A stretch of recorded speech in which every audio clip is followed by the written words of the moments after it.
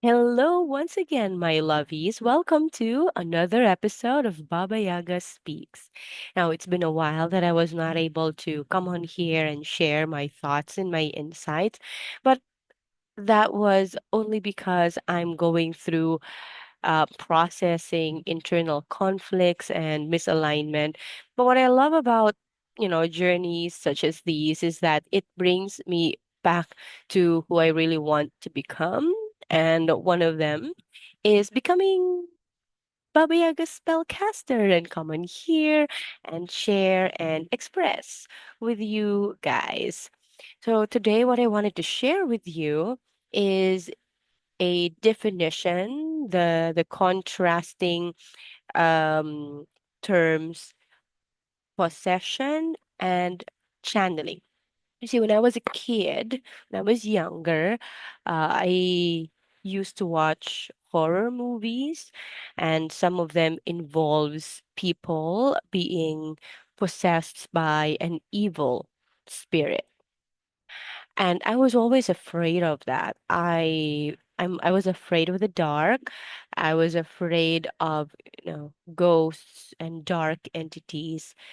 However, as I, journeyed towards spirituality and being able to align myself in, the spiritual realm, in one of my spiritual journeys using plant medicine, there was a session. Our shaman was very kind, very generous, and he helped us process and go through it. So I, in one of my spiritual journey, when I was in the middle of like transitioning from just a physical state and going through, the non-physical one, it felt like something was trying to rip me apart. And I was making like very unusual sounds that I hear from the movies that represented being possessed. Um, and that was really scary for me because I was thinking, oh no, what if something is going to, take over my body because I'm leaving my body behind while my consciousness is trying to travel to somewhere else. What I love about that experience is that my shaman um, went over me and just chanted over my, I think that was my stomach area where I believe the chi is, where the chi is strongest, and that's what he was trying to calm down. So he was just chanting, and it really helped me calm down and relax, and then finally surrendered and went to the other realm. Um, and as I experienced that, a lot of other realizations also um, came to me, and I noticed now the difference between possession or being possessed and channeling. So when it comes to being possessed, it would seem like you don't have control of things. You did not really give your consent. You were just overpowered by the negative energies that's surrounding you, that's trying to drown you. And energies, I mean your pain, your trauma, your grief, these negative experiences, these negative feelings and thoughts. When you feel like you're being enslaved by them, you feel like you can't seem to escape. And then whatever it is that you do, it's like very confined and you feel trapped. And it's so overwhelming that it would appear that you're mm, you're doing things, you're saying things that you don't really like doing. So that's why, in the eyes of other people, something else is possessing you. But ultimately, that's still just a part of you that's not being properly processed. Channeling, on the other hand, has consent. it is an alignment.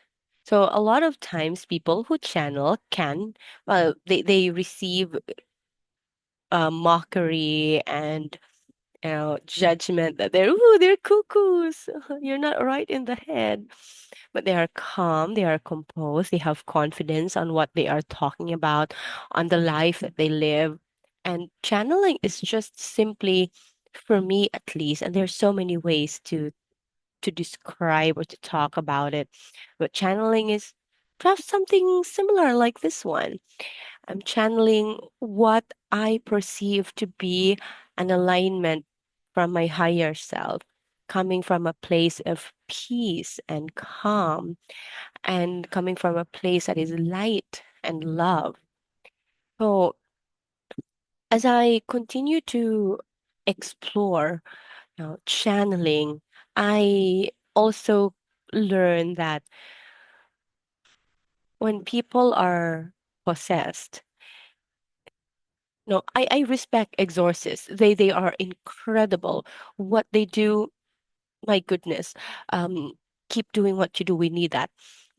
But at least for me, when people are possessed and there are no exorcists around, I believe that what they need is not more fear thrown towards them, but perhaps openness and letting or reminding them that what they are experiencing right now is real, but it's not the entirety of who they are.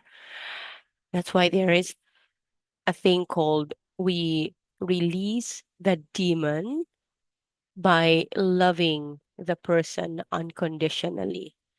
And I think that's why possession becomes worse because people around them, instead of understanding them, they judge even more, and they look at the person as something entirely different, and that's painful. It only exacerbates the already existing negative energy surrounding the person. And cleansing that kind of, let's call it possession, it takes an entire community.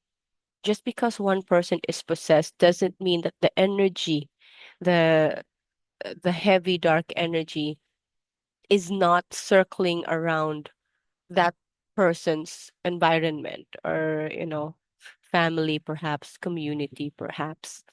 And that's why when it comes to cleansing, the people direct to that person should also be involved. It's a community healing.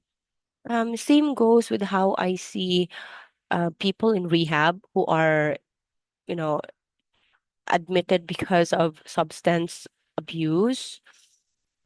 I have a friend. He was brought to a rehab center because he's been abusing substances. And when he was placed there, it made me sad because it would appear that the only person who has a problem is that guy, but it's not. Why not look at the surroundings around that person? How has been the parents treating him? How are they seeing him? How love was he really made to feel? Because a lot of times when people resort to, substance abuse, to alcoholism or whatnot, it's because one or a lot of needs, basic needs, have not really been met by the people or the community that's surrounding them and that's supposed to love them and to embrace them. And that's why when it comes to my journey of healing, I want to honor everyone, part of the society and the community, who has provided me with the opportunity to heal, to, instead of being possessed, to channel. instead of being trapped in my darkness. I've been given the opportunity to integrate them with who I am and release them with, you know, acknowledgement, validation, and tell myself that, it's just part of the journey and it doesn't have to be painful anymore. And I don't need to suffer until I die just to prove to myself that I'm a good person.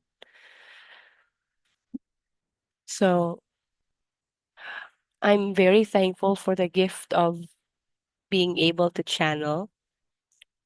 I'm still quite young when it comes to this gift, but I will not use that as an excuse or use that to put myself down and just hide again. I have a gift, and the best way to utilize a gift is to give it. And I love giving my gift. And I hope that to those people who this gift would be beneficial to, I hope that you find value in this. And I hope that this also reminds you that you are a gift. So go out and be that gift first to yourself so that it will have no other choice but to radiate from you, and you simply become, a walking radiant glow of whatever it is that you chose to flow from within you, whether it's forgiveness, peace, calmness, love, anything you would want it to be. Um, so that's about it for now. Thank you so much for spending time with me here at Baba Yaga Speaks.